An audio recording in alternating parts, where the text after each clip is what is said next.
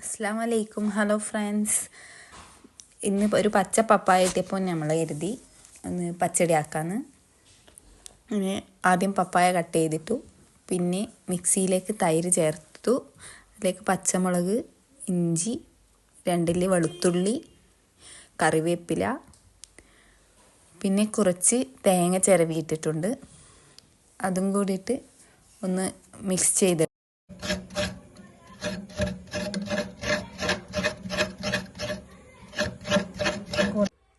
ചിരവിയ തേങ്ങ മിക്സിയിൽ ചേർത്ത് നന്നായി അരച്ചെടുത്തിട്ടുണ്ട്. അത് കുക്കറിലേക്ക് അരിഞ്ഞു വെച്ച പപ്പായ വിട്ടു. അതിലേക്ക് ആവശ്യത്തിന് വെള്ളവും ഒഴിച്ച് ആവശ്യത്തിനുള്ള ഉപ്പും ചേർത്ത് കുക്കർ അടച്ച് വെച്ചു. 2 വിസിലടിപ്പിച്ചു. 2 വിസിലടിച്ചതിന് ശേഷം അത് നമ്മൾ ഓപ്പൺ ചെയ്തു.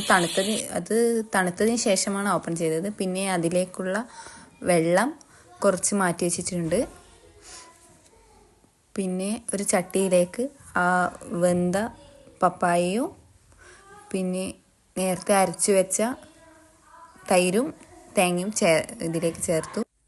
തൈര് മിക്സും ചട്ടി വെച്ചിട്ടുണ്ട്. ചട്ടിയിൽ കുറച്ച് വെളിച്ചെണ്ണ ഒഴിച്ചു. വെളിച്ചെണ്ണ ചൂടായതിന് ശേഷം കടുക് ഇട്ടു, കുറച്ച് ഉലുവയും പൊട്ടിച്ചു, വറ്റൽമുളകും കറിവേപ്പിലയും ഇട്ടു.